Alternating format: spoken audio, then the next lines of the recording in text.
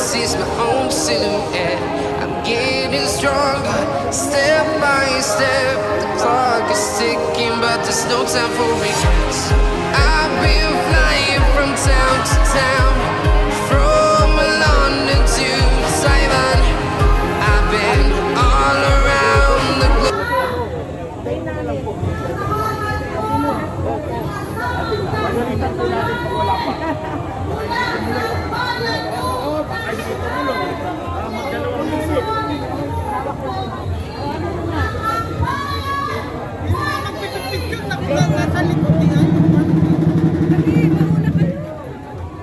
Montero siguro yun. Tayo nyo na lang lang. Hindi naman po kayo taga Bicol. Del Monte. Very good po, very good. Isang maulan, pero maalaw na araw sa ating lahat. Daming panini. Tatlong araw na tayo dito magkasama. Sino dito? Ang nasa Lunes pa na pagkilos, mag-ingay! Una-una, kilalanin natin ang mga magigiting, ang Fantastic Five, Dito yun, bababa. Critical Five, Contest Five, ang ating mga magigiting ng mga senador na pinilig para sa ating saligang batas. Palakpakan natin si Senator Coco Pimentel, TV na natin ang Senator Dingay, Senator Gatchalian, Senator Poe, at si Senator Risa Hontiveros.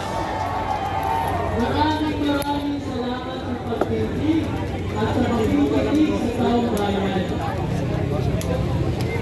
Ang dami pala ng Senado na group na lumpak, pero pinalik na rin sa House of Representatives. At yan, Senator Judge Cortao, nalumpa sila. Pero pinakaunang ginawa, ano ang sabi natin kay Senator Escudero? Si Senator Cheese ay huwag, pero siya din ay isang malaking constitutional crisis. Isang malaking constitutional crisis o crisis. Si Cheese Escudero, malaking constitutional crisis ay hindi ko nabigyan ang impeachment court. Isang malaking constitutional crisis na ang tungkulin ng Senado ay hindi may ginampanan. Isang malaking constitutional crisis na binalik sa Panama ang impeachment court. Bakit ba ayaw nilang linggin o tugin ang impeachment court? Ayaw nila ng isamalat kung paano sinimot ni Vice President Sara Duterte ang pondo ng bayan. Ayaw nilang malaman ninyo kung paano niya ginasta at kung paano nalang lumaki ang tinatagong yaman ng Duterte. Ayaw malaman ng mga senador. Ayaw din alam sa pambayan kung paano nasangkot si Vice President Sara Duterte sa patayan na nangyari sa War on Drugs. Mahiya naman ang Senado. Ang gusto ng pambayan i-convict at i-evict na ang iyabag na si Vice President Sara Duterte. Huwag nating kalimutan, natatakot sila sa atin. Natatakot sila sa ating kapangyarihan. Wala sa plenaryo ng Senado ang kapangyarihan nasa taong bayan. At ang gusto ng taong bayan ay sundin ang saligang batas. Kaya ang panawagan natin ngayon, litisin, litisin, litisin, litisin, Sara Duterte! Maraming salamat at pag-ingay mga kasama.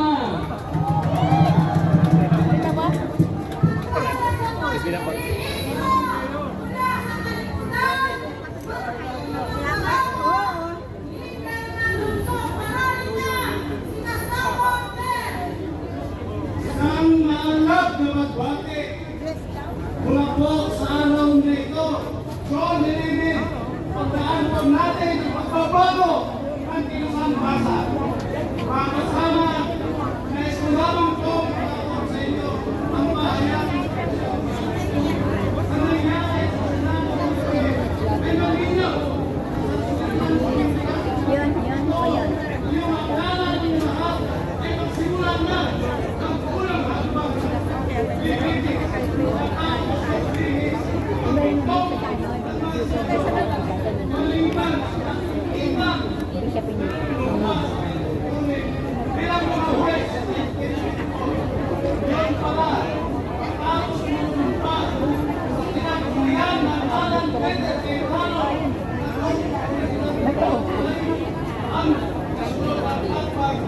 baliktaran ang lahat.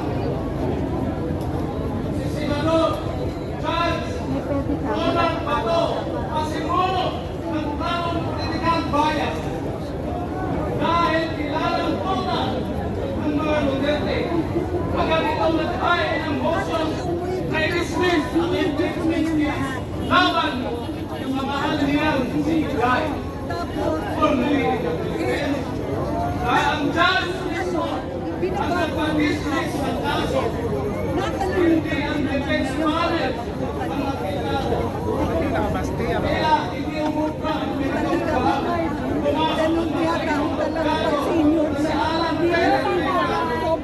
Kaya sinahan ang ganyang pangkala huwag magkakadismiss dahil sobrang kalaban ang kanyang kanila. Sa halip na itismisa ay return naman mula ibalik sa kamara ang articles of impeachment at tanungin sila kung tama ba ang impeachment. Oo nga, may ulan. Kinuhan ko lang yan.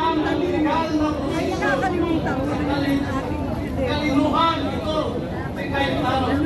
Ngunit ito naman ang nakitang pagkakataon ni Chis Rodero para i-prosect ang dati pa niyang hugas kamay na posisyon sa hayaan na lamang sa 20 Congress ang impeachment trial. Sa huli ay ipinagutuhan ng naturang motion. 18 po ang bumoto na ibalik sa Kongreso ang 5 lamang ang nag-score ng ating 5 bayani senador. Mula dito ay nabaliktad ang lahat. Sa halip na si Sara na ang litigase, ang Kamara ngayon ang ipinaliwanag ng Senado kung tama ba o hindi ang kanilang ginagawa. Sa halip na Senado na ang mag-proceed for which ang House Prosecutor ngayon naging help with help. Hindi na nila mababasa pa ang impeachment court articles of impeachment na siyang requirements ng batas dahil ang una muna nilang gagawin ay takutin ang kanilang ulo at tanungin ang sariling legal na matalino na sila sa harap ni Bato at Cayetano.